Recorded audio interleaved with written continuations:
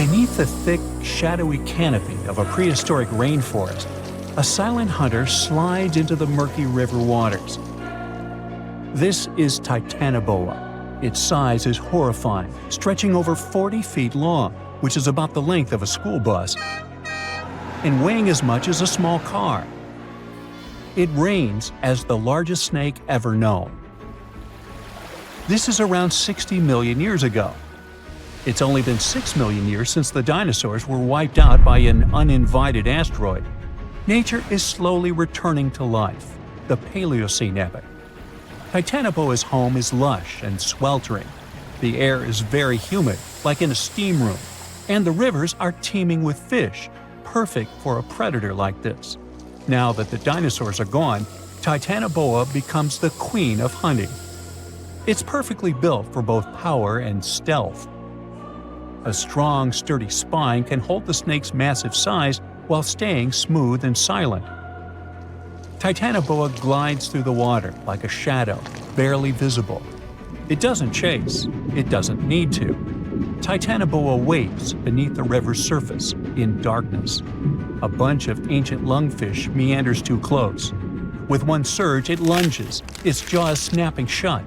The fish doesn't stand a chance. Titanoboa's grip is unrelenting. After the prey stops moving, the snake immediately consumes it whole. For millions of years, this snake ruled the rainforests. Nothing could challenge it, not the prehistoric crocodiles, not the small mammals, not even the birds. But, as it turns out, it wasn't the only apex predator. Alongside Titanoboa, there was this entire family of snakes, a huge biological tree full of snake genomes and species. Their history spans around 100 million years, all the way to the Cretaceous period. We find their fossils all over South America, Africa, India, and Australia. That's because they evolved in the Gondwanan continents. Back then, all of this was one huge landmass, and they lived right in the heart of it. Now, this family coexisted with all the dinosaurs. The dinosaurs ruled the world back then, and the snakes couldn't be all that dangerous. They lived in the dinosaur's shadow, adapting to survive. Some of them fed on small mammals. Others waited for the dinosaur eggs to hatch. Some were super bold and went straight for baby dinosaurs. Fossils of one species showed the remains of a little titanosaur, that giant long-necked dinosaur, inside its stomach. And when the age of dinosaurs finally ended in a fiery cataclysm, it was time for these snakes to celebrate. After the asteroid disaster, the world entered a new era of heat and humidity. The warmer the climate, the easier it is for cold reptiles to thrive. Snakes, including Titanoboa, grew larger than ever, but so did the members of this family. All the snakes spread across continents, growing larger and scarier by the century. And eventually, Titanoboa stopped being the only ruler of jungles. Fast forward to about 47 million years ago. Now it's the Middle Eocene epoch, the tropical lowlands of what today is Western India. A lush, swampy place, full of rivers and pools. The earth was warmer, with turtles and crocodile-like creatures basking in the sun. And there evolved the largest and most fearsome predator of them all, Vasuki indicus. Even the name feels important. Vasuki, the serpent king of Hindu mythology, a colossal snake that's coiled around the neck of Lord Shiva, strong and loyal. And the indicus part is because the snake's fossils were discovered in India. Vasuki surpassed Titanoboa and grew to a jaw-dropping length of 50 feet, like a 4-story building. It also weighed as much as a small elephant.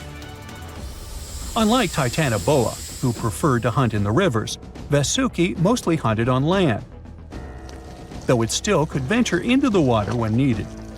It prowled the marshy ground with quiet, calculated movements, blending with the dense undergrowth. Vasuki also ate crocodiles, massive turtles, and even early whales in local water pools. No one stood a chance. It had immense muscles and squeezed with unimaginable force. But the snake's jaws were much scarier. Unlike Titanoboa and today's pythons, Vasuki couldn't swallow massive prey whole. Instead, it ate them alive with its teeth, just like this. Fast and absolutely brutal, it was an apex predator of its time. And don't forget that we're not talking about one Titanoboa or one Vasuki. These snakes were part of entire populations. In the Paleocene, rivers were full of various Titanoboas. Some were younger, smaller ones, fighting for survival, while the oldest and largest ones dominated the waterways, in the same way as generations of Vasuki indicas competed with each other for thousands of years. Through the years, many siblings of this family got themselves a region to rule over. For example, alongside Vasuki, this big guy was thriving in northern Africa, in what is today's Egypt.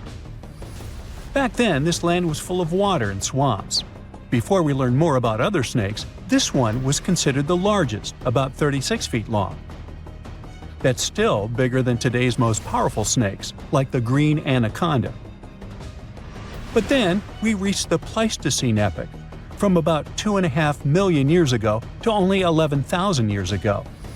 Modern humans were evolving all over the world, and now the snakes had a new problem, an even worse one than dinosaurs. While we were developing brains, in Australia, there ruled the local king of snakes. Their names also come from legends. That's how Indigenous Australians called their mythological rainbow serpent the creator of the world. It's like a problem of a chicken and an egg. Was the snake named after a deity, or did the Aboriginal people create their deity after a snake? Ancient Australians coexisted with those predators for thousands of years. They warned their children how to avoid dangerous spots, passing down stories of the terrifying serpents. In their legends, the great rainbow serpent was shaping the land, rivers, and features of the world. These legends were most likely inspired by the powerful nature of those snakes. If only they knew that these animals weren't even as huge as Vasuki or Titanoboa. Though they were still dangerous. Urlungor was up to 26 feet in length. They preferred the more green and humid parts of Miocene Australia, like waterways with lush plants around the riverbanks. And there was much more potential prey. Urlungor had a thick body as wide as a human thigh. It loved to hunt in what is today the northwest Queensland. Its fossils were found in the limestone of Riverslade.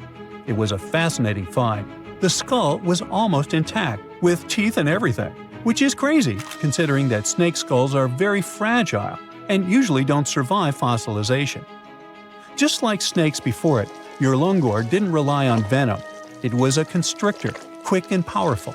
But at least now these reptiles weren't as brutal. Their hugs quickly caused cardiac arrest in their prey. So the end came rather quickly. Also, they no longer could swallow the prey whole, and didn't have the same sharp teeth as Vasuki or Titanoboa. So both Urlungor and Wanambi had to eat very slowly, just like pythons today. Meanwhile, Wanambi was about 20 feet long. This one had a similar head, so it could only hunt marsupials, reptiles, and other little things that ventured too close. Wanambi's domain was the waterhole. It lay coiled in the shade, motionless, its body blending seamlessly with the dusty earth. If kangaroos and wallabies cautiously approached to drink, they wouldn't even notice the predator until it was too late. The Wanambi snakes lingered in Australia for millions of years. Even when the climate and ecosystem changed, it didn't bother these guys. In fact, they thrived in Australia's cooler, drier regions. Yet, even giants fall. Time moved on, the earth cooled even more, and nature began to change.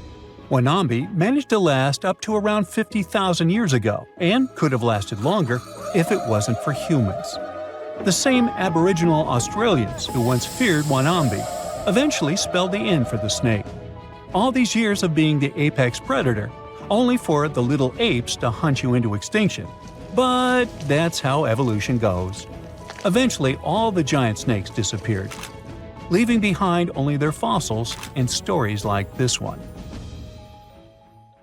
So in the early 2000s, a geology major went on a field trip to the world's largest open-pit coal mine in Colombia. He picked up a piece of rock and noticed impressions of some prehistoric leaves on it. Then he found more rocks, and each of them had the same pattern. Back then, the student could hardly know that his discovery would help describe the largest snake that has ever lived on Earth. The student took his findings to a local scientist, who called up the Smithsonian Institute and invited them for a fossil hunt. He wasn't that surprised, as he knew there were fossils in the pits of Sarihan. Back in 1990, another geologist found a fossil there and brought it to his office. He wasn't sure of what it was and called it a petrified branch. Years later, a paleontologist saw an image of this branch. He knew it wasn't a branch at all, but a fossilized jawbone of an animal. The scientist got so excited about the find that he flew all the way to Colombia. He wanted to examine the fossil, but no one had the key to its glass display case. The scientists couldn't wait, so they broke the glass and confirmed that it was a fossil of an animal that lived millions of years ago. After Herrera's finding, they knew exactly there were more fossils in the area. It took the team of scientists about 2 years to figure out they were all a part of a giant snake and not a crocodile, as they thought because of the size. They managed to establish it by looking at the vertebrae and ribs of around 30 giant snakes. Now, you might think that fossils would get easily destroyed in an open-pit coal mine, but in fact, they were found under the coal that served as a protective layer for them. Sadly, the scientists couldn't find the Titanoboa's skull. Unlike jaws, which are extremely powerful thanks to their muscles, snake bones are pretty fragile. That's why they usually crumble long before the sediment can appear over them. But still, the researchers managed to find 3 skull fragments. Thanks to this discovery, they've made a full-scale replica of the snake's head, which supported the theory that it used to be one of the largest predators of its time. If you're starting to freak out, don't worry, so am I.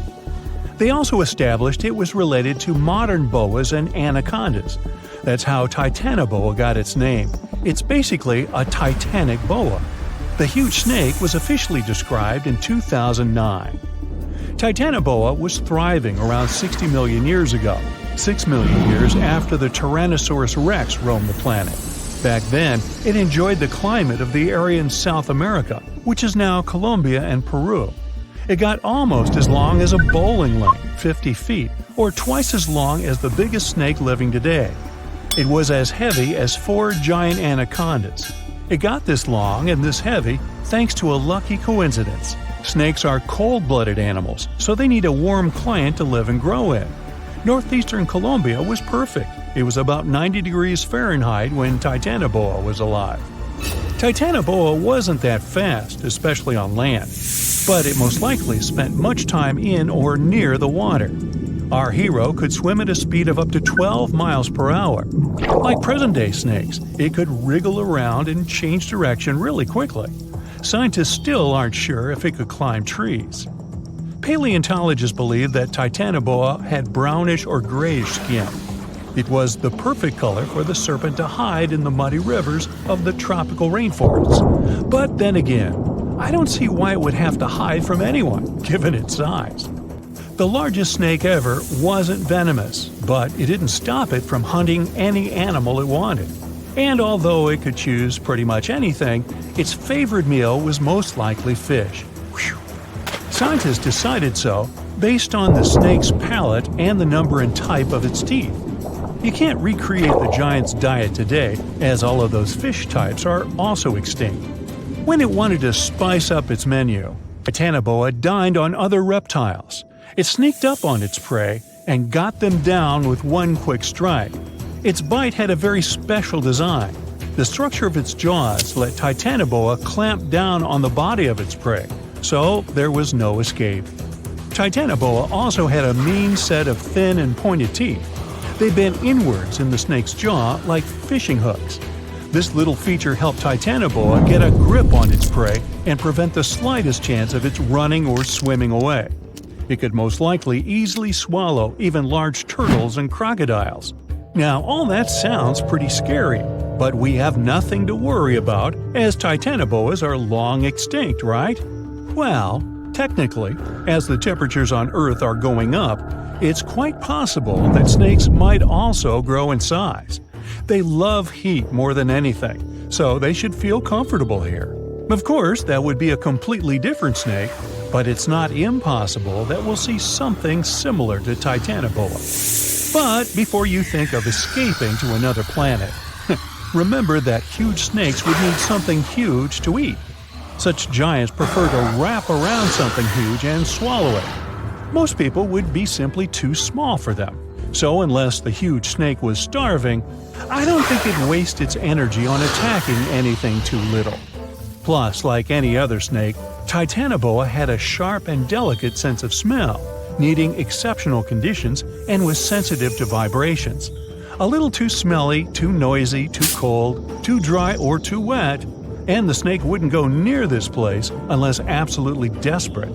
So, if you live in a big city, your chances of meeting a huge snake like Titanoboa are about zero. Rural areas are something different, but the only place where the giant serpent would consider living would be near the equator. We already have some pretty giant snakes in the warmest regions of the world. Amethystine python, or less poetically, scrub python, is a gentle giant. It's the largest snake in Papua New Guinea in Australia.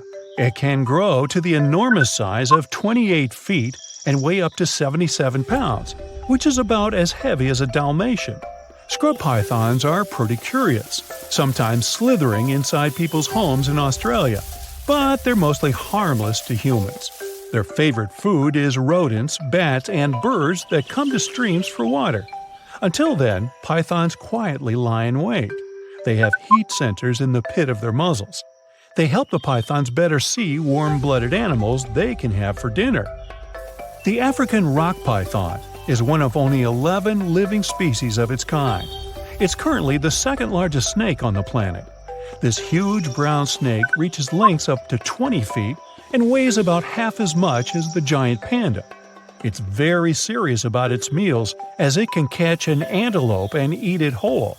Even the cold-blooded crocodiles are afraid of this beast because it can easily eat one of their kind too.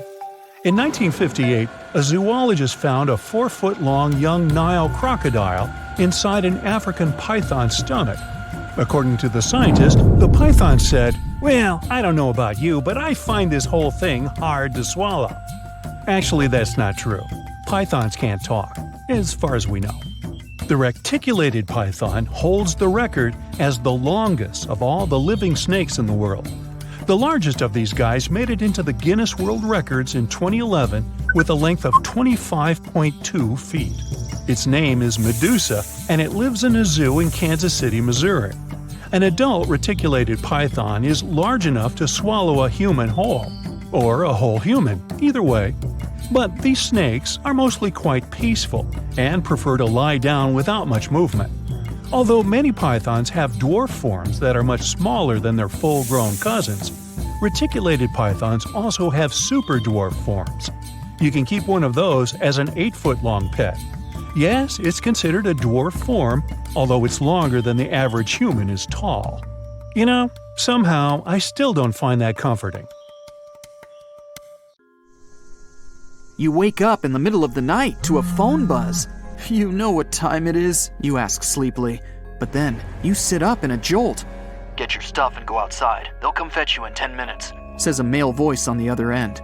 You step out of your house and watch as a small helicopter descends on your lawn. You get inside and meet a scientist there. She's a specialist in archaeology and paleontology. As the helicopter takes off, she tells you that something terrible happened on one of the islands in South America, and you're flying directly there, right now. The whole operation is secret, so you're asked to give up your mobile phone. The helicopter flies far beyond the night city and lands at the airport. From there, you transfer to a plane and fly to the coast of South America. You land on a small island, and a guide ushers you to a jeep waiting nearby.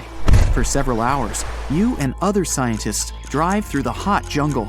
The road ends, and you continue your journey along a narrow path. You notice that the further you go, the quieter it gets. The birds don't sing, not even the leaves on the trees rustle. The jungle finally ends, and you find yourself on the coast. There are many tents with scientific equipment, people, and cars. Several people in black suits lead you toward some fallen trees. You end up in the middle of a large trench that leads to the ocean. The trench begins in the forest, right at the fallen trees. Judging by its size, a train could have passed here, but the truth is much scarier. After some research, you tell people the creature that left such a trace became extinct about 60 million years ago. The creature that uprooted so many trees is the largest snake that ever lived on Earth. You and the others must find out how this reptile managed to survive and where it is now. TITANOBOA usually lived in tropical forests near swamps. Apparently, the island is its home, but now something has forced the snake to crawl away into the ocean. You carefully examine the trench, then the fallen trees, and declare the snake was not alone. It was fighting something as big as itself. Everyone looks at you in shock, and the next moment, a deafening roar comes from the water, breaking the ocean's surface like a monstrous dolphin. A Mosasaurus emerges from the deep. A huge reptile that lived from 145 to 65 million years ago in almost all waters of the world. It looks a lot like a crocodile, has smooth, dark scales, a fin at the end of its tail, and flippers instead of legs. It measures 55 feet long, which is about the size of a 5-story building, and weighs like half a subway car. And this huge dinosaur is coursing the waters near the shore right now, in front of you. With its large fins, it creates waves that wash away several tents on the shore. People on the island scatter away in all directions. Several ships and yachts are capsized. People on lifeboats are hurrying to the shore. Mosasaurus was one of the most formidable predators, not only in the sea, but also on land during the Cretaceous period. No creature dared to attack this monster, so their population spread all over the world. It wasn't used to feeling like prey, but now it seems the dinosaur has met a worthy opponent. The Mosasaurus dives back into the water as if running away from something. A few hundred feet away, you notice a long, smooth body of the TITANOBOA. It's stretched out to full length and is swimming after the Mosasaurus. The snake is 42 feet long. This is 1.5 times more than a rail car. The biggest snake on the planet comes to grips with the scariest underwater dinosaur, and you're standing witness. The TITANOBOA wraps itself around the sea predator and drags it to the shore. With its flippers and fins adapted to the sea, the great dino will be at a disadvantage on land, but it has lungs, not gills. It needs air to breathe, so the fight continues. Both the snake and the lizard end up on the shore. You're watching them from behind the trees nearby. The snake squeezes its opponent hard and is winning, but the Mosasaurus manages to push the TITANOBOA's head to the sand with its flipper. The snake lets the enemy go, and the Mosasaurus crawls back into the water because it's faster and more agile there than the snake. The TITANOBOA slithers after its rival. The fight goes on underwater. The Mosasaurus manages to swim away from the shore and hide among the reefs and algae. Thanks to its dark scales, it's almost invisible there. The snake swims past, and the Mosasaurus jumps it from behind. Its powerful jaws are opening wide like a snake's. It clings to the opponent. The TITANOBOA immediately reacts and wraps itself around the dinosaur. It bites the fin tail with its giant fangs. The two colossal animals are in a clinch now and don't know what to do next. The compressive force of the snake's grip is like the weight of the entire Brooklyn Bridge pressed onto a passenger car. The Mosasaurus is trapped, and it starts kicking and swinging its flippers. It begins to turn around its axis, wrapped by the snake. The rotation of two giant reptiles in the sea creates a huge funnel in the water. Whole schools of fish swimming around get trapped in there. The TITANOBOA becomes dizzy from this merry-go-round. It loses concentration and opens its jaws. The lizard uses all its strength to break free, and the snake swims away from it. Now the dinosaur is chasing its opponent. The TITANOBOA emerges from the water, not far from the shore. Helicopters fly around the island, recording the events. Yachts and small fishing boats sail to the site of the Battle of the Titans. The TITANOBOA crawls out of the water and is about to disappear into the jungle, but the Mosasaurus grabs it at the last moment. There are 2 rows of teeth in its upper jaw. One of them is located closer to the pharynx. This row allows the dinosaur to hold its prey while the prey resists. The duel continues on land. The trees around the two monsters shatter into splinters. The TITANOBOA wraps itself around the enemy, opens its huge mouth, grabs the dinosaur's tail, and begins to slowly swallow it. The Mosasaurus realizes the great snake's strategy and begins to thrash around. The snake blocks its movements, so the dino digs into the sandy beach. After a short while, a large pit appears beneath the monsters. The sand gets into the snake's eyes, and it lets go of the opponent. The Mosasaurus is again slowly crawling towards the water, and the TITANOBOA is in no hurry to catch it. You can see the reptiles are tired. The Mosasaurus swims away from the shore and stares at the snake. From the shore, it looks like an enormous log. Two eyes the size of a football gaze intently at the snake. The TITANOBOA lies in the sand and breathes heavily. Then, it stretches to its full length and looks back at the Mosasaurus. The snake's long body slowly bends, its muscles tense. The reptile is preparing to lunge. The dinosaur is slowly heading toward the shore. It growls and paddles with its flippers. Like a seal, it squelches through the shallow water towards the TITANOBOA. The snake uncoils like a spring towards the enemy. At great speed, two predators collide with their heads. The hit is so strong, they lose their bearings and move away from each other. Now, each of them feels like a loser. The dinosaur slowly paddles into the water, and the snake returns to the jungle. The monsters are tired of fighting. There's no winner. You and the rest of the people stand with your mouths open in complete silence. You look around the island and notice trees with broken branches everywhere. In the depths of the island, you find a waterfall and huge wet stones. There are large scratches on many of them. Somehow, millions of years ago, lots of ancient reptiles managed to survive global disasters on this island. And now, there are only two left. You conclude that the Mosasaurus and the TITANOBOA have been fighting each other for years.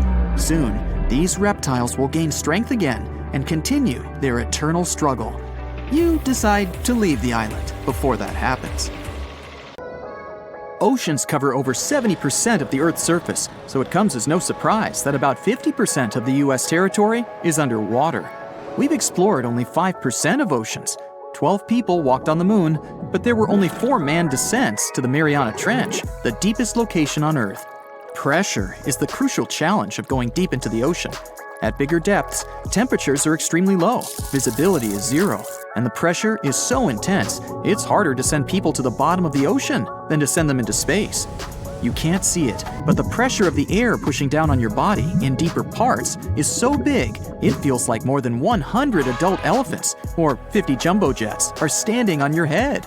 The pressure is 1,000 times bigger than on the land.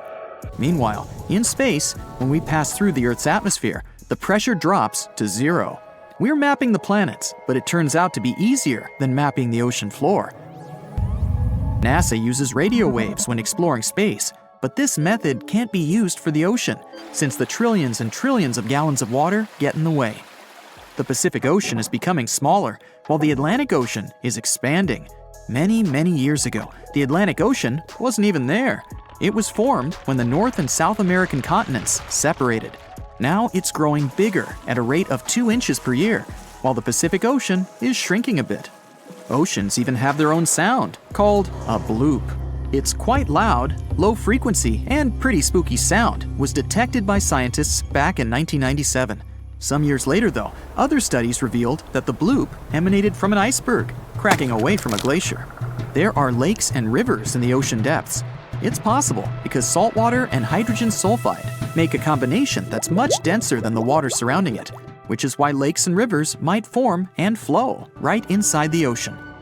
The world's biggest waterfall, called the Denmark Strait Cataract, is underwater too, in the waters between Iceland and Greenland. It's 11,500 feet tall, and its amount of water is almost 2,000 times bigger than the one Niagara Falls has. This underwater waterfall is possible because cold water is much denser than hot water, so cold water drops into the much warmer Irminger Sea. The longest mountain chain is also hidden in the mysterious underwater world. The mid-ocean ridge is almost 40,000 miles long. People studied only about 1% of this ridge. We know less of this chain than we know about the surface of Mars or Venus. Challenger Deep, the southern part of the Mariana Trench. That's a small valley at an extreme depth of a little bit over 36,000 feet. Imagine putting our tallest mountain, Mount Everest, into the Challenger Deep. 1.2 miles would still remain for the mountain's peak to reach the surface of the water. 94% of all living creatures are aquatic, and almost 2/3 of marine life is still not defined. So new species are being discovered all the time, including those spooky ones like the goblin shark, the fangtooth, and the frilled shark. Imagine what more's been waiting for us down there. There are also treasures hidden down below. Oceans have around 20 million tons of gold, but not in a way it can be extracted or mined with any cost-effective methods. It's dispersed all over the seafloor. If we could take it out, each person on the planet would get about 9 pounds of gold.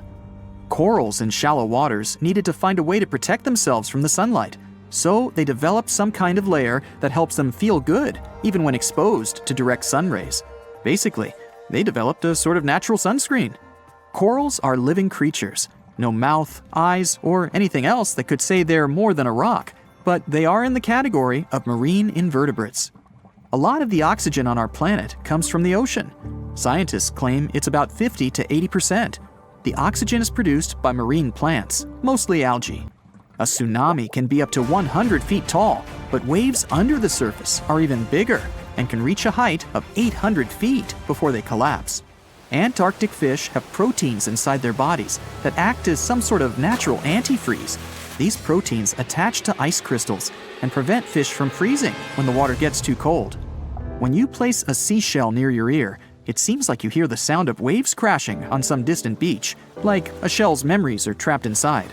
In reality, the shell amplifies the ambient noise from your current surrounding. There are 1 million volcanoes in the ocean depths, and 80% of eruptions happen underwater.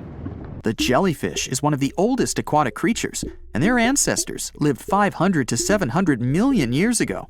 That makes them more than twice as old as the first dinosaurs, since they appeared around 240 million years ago. Sharks have also been around for quite a long time, about 400 million years. Fun fact, they don't have bones, but cartilage, the same thing our nose and ears are made of. Their skin is covered in a material that looks more like some sort of teeth than fish scales, dermal denticles. With this, their skin kind of feels like sandpaper, so it helps them be quicker and quieter.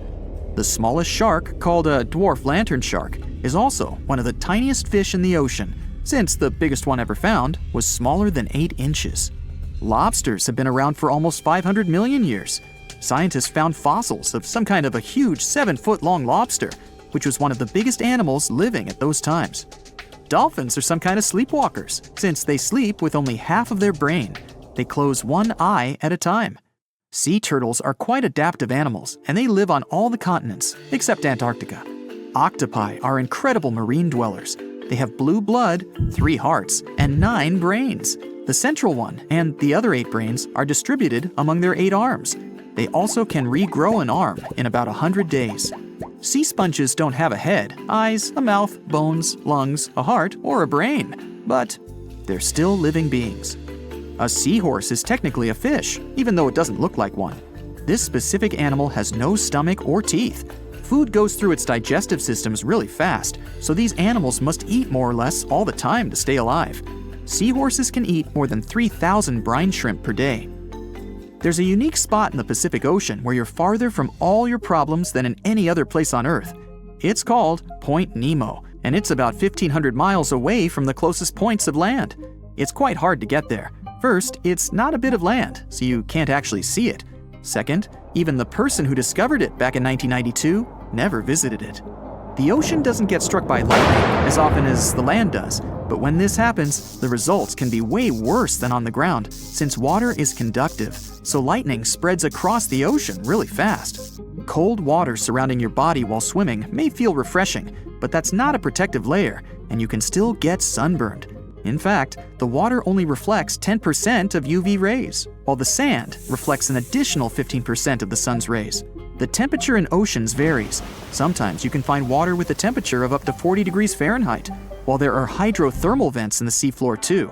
They release water that goes up to 750 degrees Fahrenheit. Ouch. There's this thing called the Milky Sea phenomenon, a stunning scene where the water glows with such incredible light that it looks like it's not from our planet. This area is so big, you can see it shining from space, and the mysterious phenomenon usually can be seen in the Indian Ocean. Sometimes, while chilling on a beach, you can see green flashes over the horizon. That happens because the atmosphere bends sunlight when it's passing through, after which it separates the light into different colors. This is in the same way a prism splits the light into what we later see as small rainbows. Black holes have incredibly strong gravitational force pulling objects in. Even light doesn't have a chance to escape it. A similar thing happens with those found in the oceans. Yes, no need to go to space to see one of those. We have them on Earth too. It's just that they don't catch the light, but the water.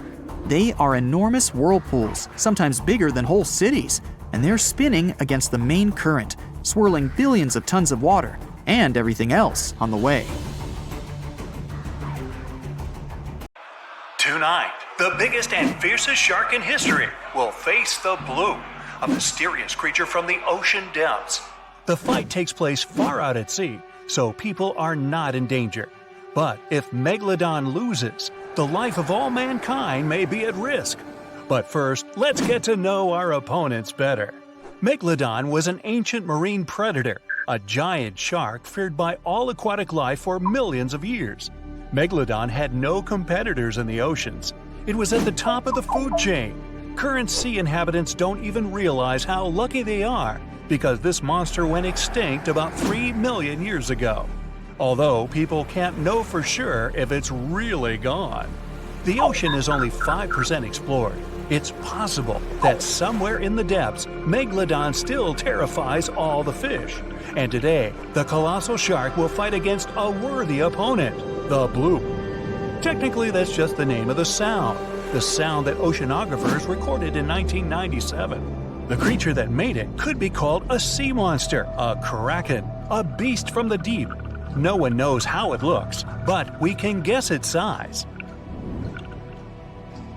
This ultra-low frequency bloop was so powerful that it could be heard by special sensors 3,000 miles away.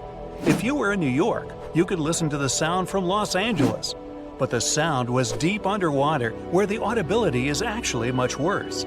A creature that can make such a sound could be dozens of times bigger than a blue whale, the largest animal living in the world. Interestingly, the source of the sound is located near the most remote place on Earth, Point Nemo. It's located more than 1,000 miles off the coast of the 3 nearest islands. This place is one of the most poorly studied on our planet. Point Nemo is used by many companies as a space garbage dump because of the long distance from land. Every year, satellites fall there. But the worst thing is that the coordinates of the fictional ancient city of R'lyeh are near Point Nemo. That city was described in the books of author H.P. Lovecraft. Among the ruins of R'lyeh, the monster Cthulhu lives. Yeah, it sounds nothing like it looks. Hey, neither do I. Hey Cthulhu, buy a vowel, will ya? Man, it's like a cat walked across the keyboard and there's your name. This is an entirely fictional creature, but many people think it could be the source of the bloop. The chances of the Megalodon winning are small because Cthulhu is a demigod. It has arms and legs, wings, and a head resembling a colossal octopus or clam with dozens of long tentacles. It's impossible to determine Cthulhu's size, but if you believe the records of writers and drawings, its size can reach up to 300 feet in height. The Megalodon is 5 times smaller at about 60 feet, or slightly less than 1 subway car. Ooh, a nice lunch for a monster shark. The shark weighs about 100 tons, like 2 tanks. The weight of Cthulhu is also unknown, but we can say with confidence that it can easily lift 2 tanks with its hands. But Cthulhu can change its size and shape at will. It can be anybody from the size of a human to the extent of a continent. Also, Cthulhu can spawn any number of limbs. But let's not stray too far into fantasy. Otherwise, Megalodon won't stand a chance to win. Let's say Cthulhu has a constant size. So, in size, Megalodon loses to its opponent. Cthulhu is an ancient wise being that is more than 1 million years old. It has secret knowledge and telepathy. Megalodon is primarily an animal that simply follows its instincts. One of the main advantages of any match is intelligence. So Cthulhu wins against the giant shark again. Lovecraft described Cthulhu sleeping for many millennia and waiting to awaken to start an apocalypse. Therefore, all people in the world are interested in a Megalodon victory. To support the shark, people send their ships to help. It's a bit unfair, but even now, Cthulhu wins. The monster can control people telepathically. It gives an order to every sailor's brain, and all the ships sail away from the battlefield. Oh, by the way, do you know what sea monsters prefer for lunch? Fish and ships! An oldie but a goodie. Meanwhile, as Cthulhu is distracted by the ships, Megalodon has a chance. There are two things in which the shark is superior to a demigod. The first is speed. Megalodon doesn't swim very fast, about 11 miles per hour. Athletes can run faster, but for giant Cthulhu, this is fast. Megalodon can maneuver around the green monster, and thanks to its smooth skin, slip out of the demigod's clutches. Megalodon swims behind Cthulhu and uses its second advantage, jaws. The bite of a Megalodon is considered one of the strongest among all creatures that have ever existed on Earth.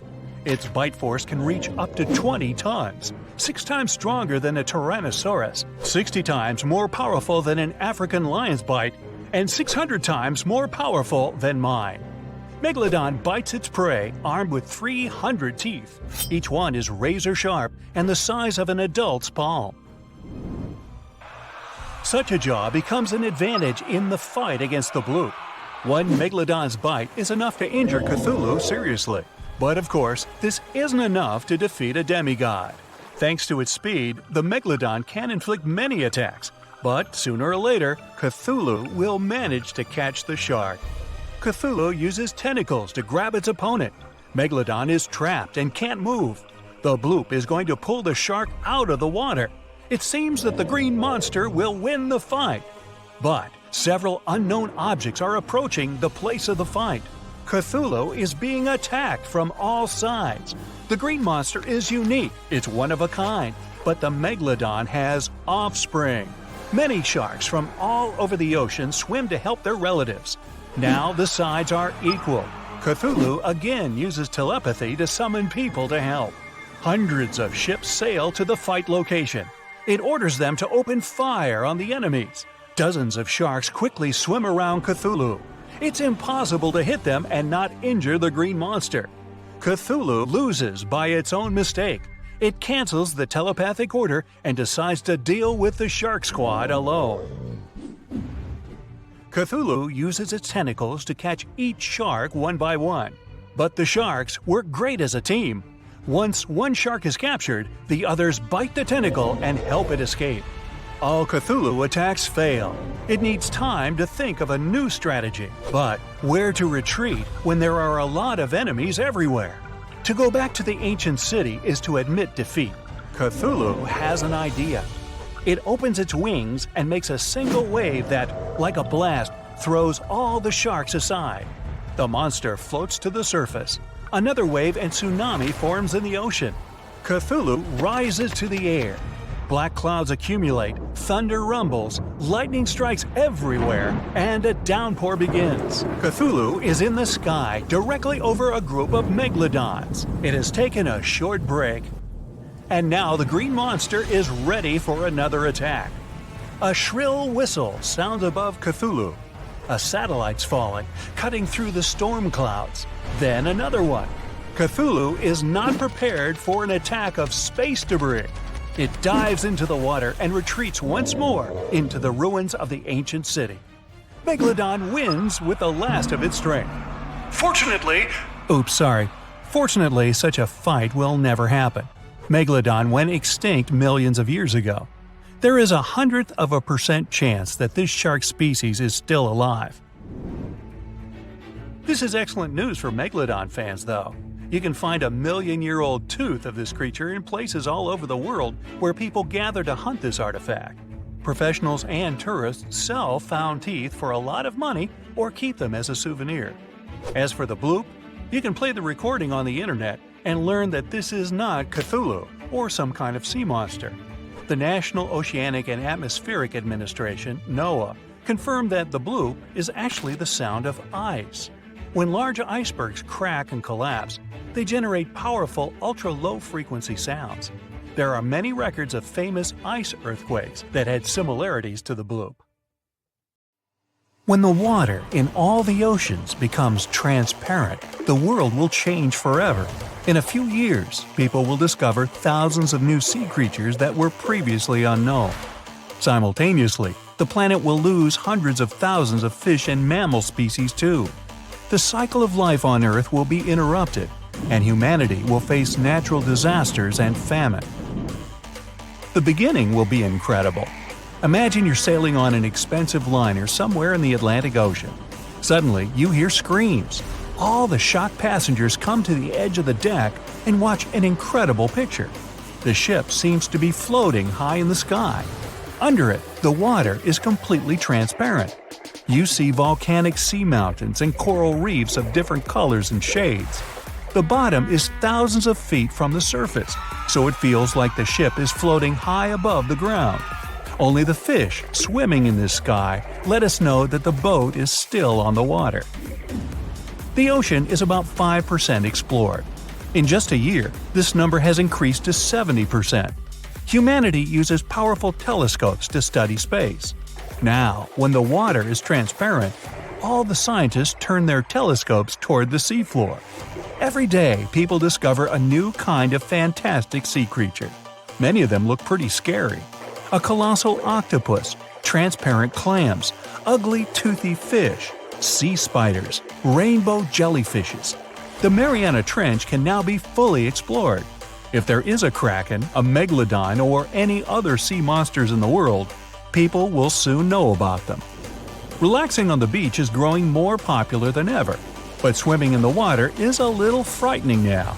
Imagine you're sailing on a yacht in the open sea. You decide to jump from the deck into the water to cool off. You feel dizzy because of the height you see below you. Also, you notice a huge squid the size of a house in the depths. It's unlikely it will swim to you because it's so far away, but you still get creeped out. When planes fly over the ocean, it seems as if they are twice as high in the sky. Skydiving over the water is becoming a popular sport. The average altitude of a skydive is 10,000 feet, but if you jump over the ocean, you'll feel like you're falling from a height of 36,000 feet. It's like jumping out of space. Fishing has become more profitable because all fish are visible from the surface. Boats from afar notice a school of fish and catch it. Because of this visibility, many fishing companies have become more competitive. When two ships try to capture the same prey, a conflict occurs. The water in the ocean is divided into borders. Companies began to buy it as they would land. Fishermen started to hunt unknown creatures. Companies built expensive bathyscapes to capture the prey in the underwater depths. Because of this, rare species of dolphins, whales, sharks, and other sea creatures are on the verge of extinction. Governments in many countries spend small fortunes to fight poachers. All over the world, more and more people are becoming treasure hunters. If you fly a few miles in a helicopter over the ocean, you see that the seafloor is scattered with sunken ships. Old pirate ships of the past centuries, modern boats that were considered missing. Hundreds of divers swim to the seafloor to explore the ships. The treasures found there can be sold for thousands and millions of dollars. In addition to vessels, people find submerged ancient cities. New chapters of world history are open to scientists from all over the world. People would finally solve the mystery of Atlantis and find out why crafts disappear in the Bermuda Triangle. The number of shipwrecks in the world has significantly decreased. Even if a boat sinks, rescuers quickly notice it and fly to help. Submarines no longer sail almost anywhere in the world. They served as secret stealth vessels, but now all secrecy has become transparent along with the ocean. Besides the treasure, people see all the garbage that has been thrown into the seas. Billions of tons of plastic lie before the eyes of all mankind. All the water is littered with trash of different colors and different sizes. It's undeniable how marine life suffers from this. It's impossible to turn a blind eye. People decide to save the ocean. In many countries, releasing plastic into the sea becomes illegal. Plastic recycling plants are built in a lot of cities. All the world's sea ice has become transparent. Trips to the Arctic are trending. The Valley of Ice and Cold now resembles a world of crooked mirrors. Some of the ice is so transparent you can't even see it. Because of their transparency, more sunlight passes through. The water level is rising, but it's not a big problem because the water in the ocean evaporates faster too. These massive vapors condense into huge thunderclouds. Heavy rains pour for weeks and even months. Some cities are flooded. Many countries have declared a state of emergency. Previously, the ice reflected the sun's rays and sent them back into space thanks to its white color. Now, vast chunks of ice, some the size of a country, let light through. Our planet gets too much ultraviolet light. Because of this, the atmosphere is being destroyed. Every year, more and more solar radiation penetrates the Earth. This affects crops and increases the incidence of diseases among all living beings. And this is just the beginning of the problems.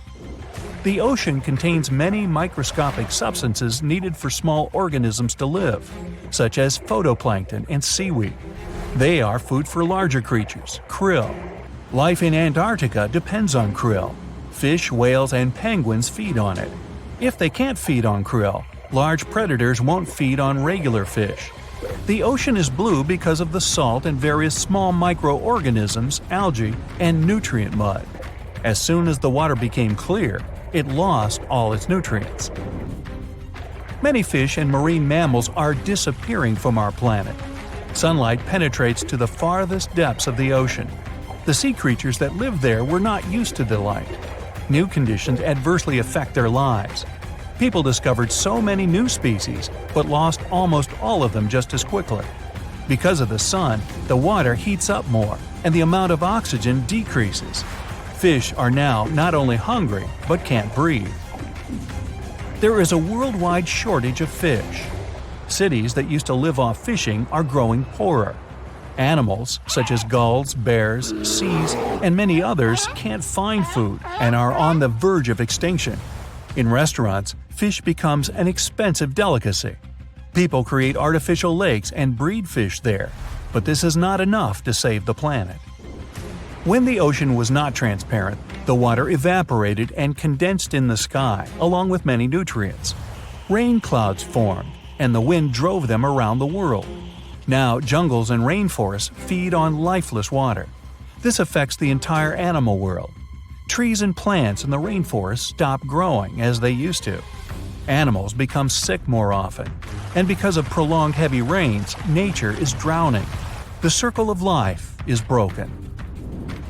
Fortunately, this is unlikely to happen. The sea is enriched by the deserts. Every year, 2 billion tons of dust rises into the air. Most of this dust comes from the deserts. Then, 1/4 of this falls to the seas and oceans and becomes food for microorganisms. Therefore, the dust must disappear for the ocean to become transparent. But it's not just dust that's the only source of a nutrient-rich ocean. Tropical rains fall in the forest of the Amazon. This water, which is also filled with nutrients, evaporates and condenses into a cloud and pours into rivers, lakes, and oceans worldwide. This feeds algae. Plankton and krill feed on the algae, and larger fish eat plankton and krill. This circle of life shouldn't be broken, so it's essential to keep the oceans and seas clean.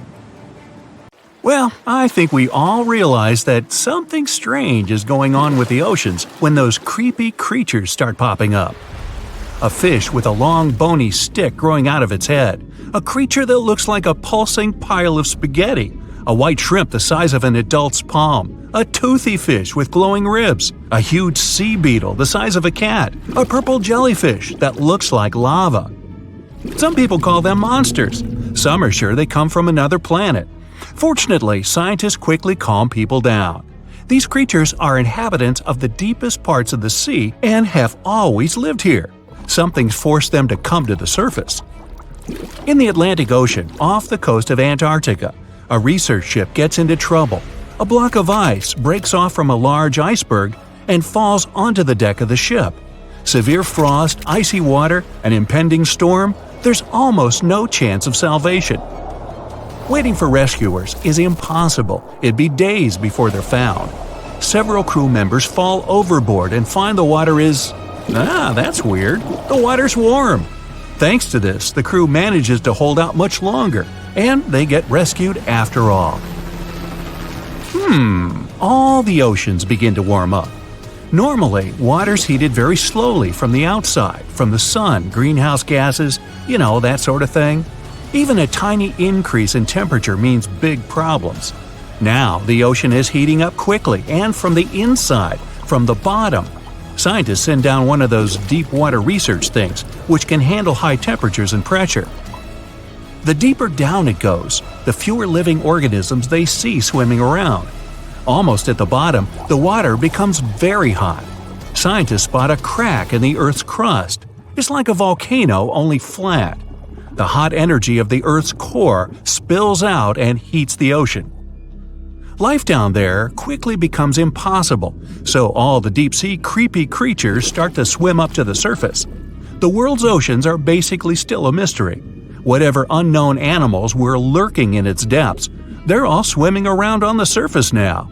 Huge squid, the size of a bus, appear out of nowhere and attack ships. That Kraken myth's not sounding so crazy now. Oceanographers discover new species of animals every day. But hot water isn't the only thing forcing all these beings out of the darkness. There's not enough oxygen in the ocean now, as warm water has way less oxygen in it than cold. Following the monsters from the depths, hundreds of thousands of whales, dolphins, sharks, and ordinary fish swim to the surface. All the rich life of the underwater world floats close to the shores to get at that precious oxygen. People can't step foot on the beach anymore, at least not in the water. Who would dare to take a dip in the ocean if there's a chance of meeting a humongous squid or a hungry shark? Yikes. Crabs and turtles come ashore. The struggle for food begins amongst all sea creatures. People don't exactly just sit by doing nothing. Fishing goes into overdrive. Of course, fishing like that can't last forever. Hot water quickly evaporates on the surface of the oceans. The massive amount of water vapor turns into huge rain clouds. The wind drives the clouds inland, and epic rains begin to fall on cities and towns everywhere. It's been raining all day. A powerful river of water is flowing down the street outside your apartment, taking cars, mailboxes, and trash along for the ride. You're a glass half full kind of person, so surfing time! The next day, the rain continues, and the next one too. The ground floor of every building is underwater. It's like a new sewer system. That means the streets aren't just filled with rainwater, it's way nastier than that. Luckily, the rain's finally ending. The water's slowly receding, but there's another disaster ahead. Thanks to all that hot air caused by the warmer oceans, tornadoes, typhoons, and hurricanes become a daily nightmare. Strong winds blow off roofs and ground all air traffic. Windows don't stand a chance. People are mostly hiding in their homes, hoping that everything will end soon. But this is just the beginning. The hurricanes calm down. You can step out onto a deserted, wrecked street and notice a large shadow. It's getting bigger and bigger.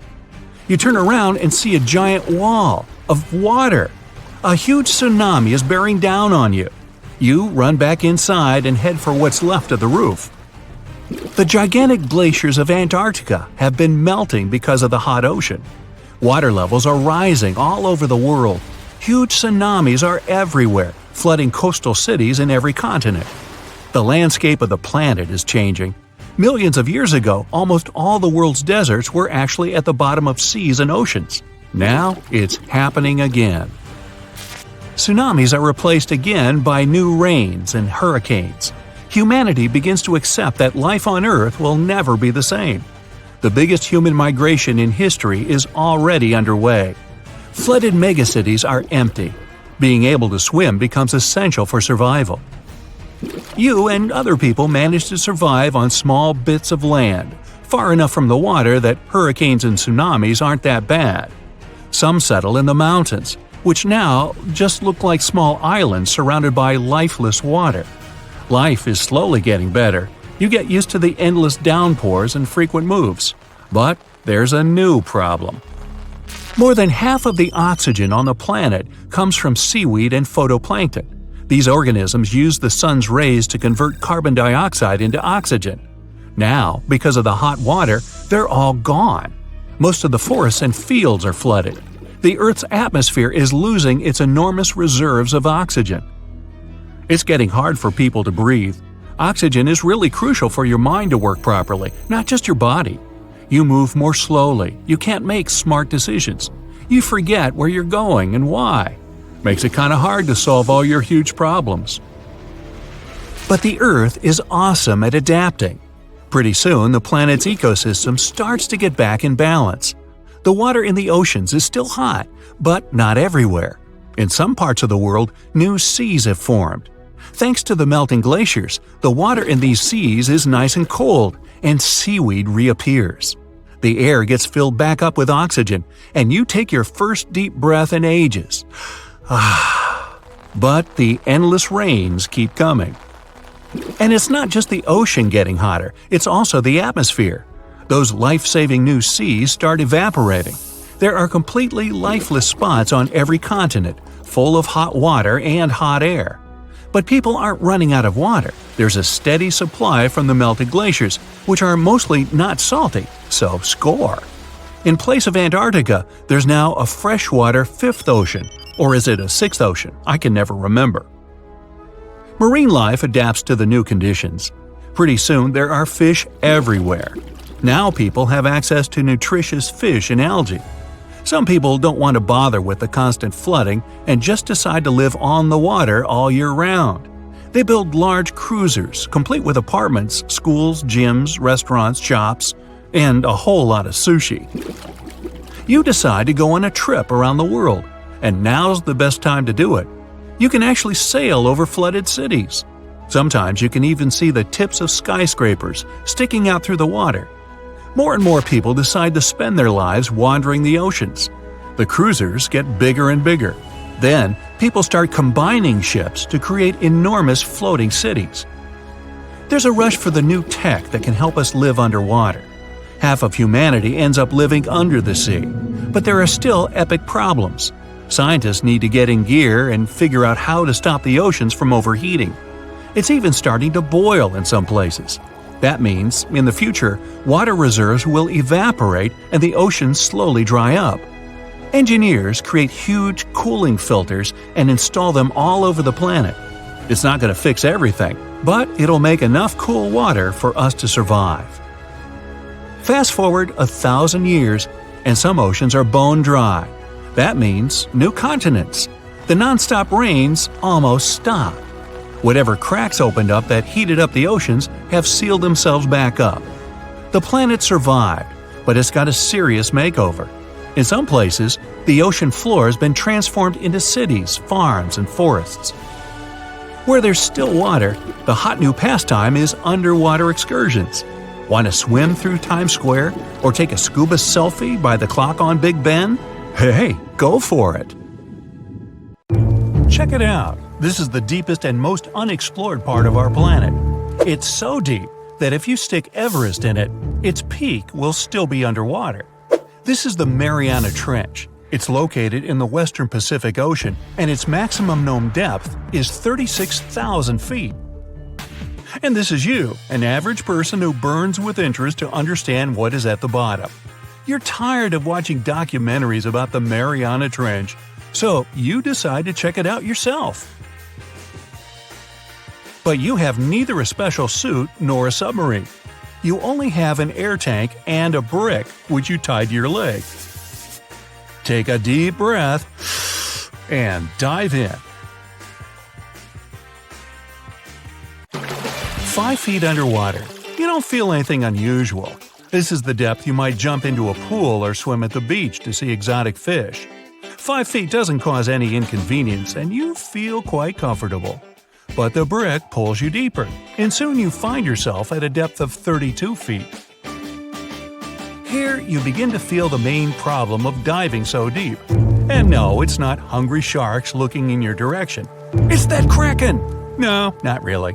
The main threat is pressure. On the water surface, you felt 1 atmosphere of pressure. At a depth of 32 feet, this pressure is doubled.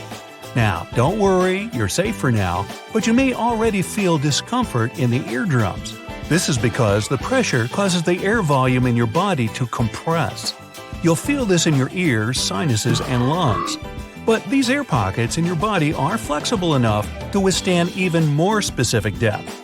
You continue to descend. 65 feet underwater. It's already quite dark here, and the discomfort from the pressure increases. If you're not a trained diver, you begin to feel the pain in your ears.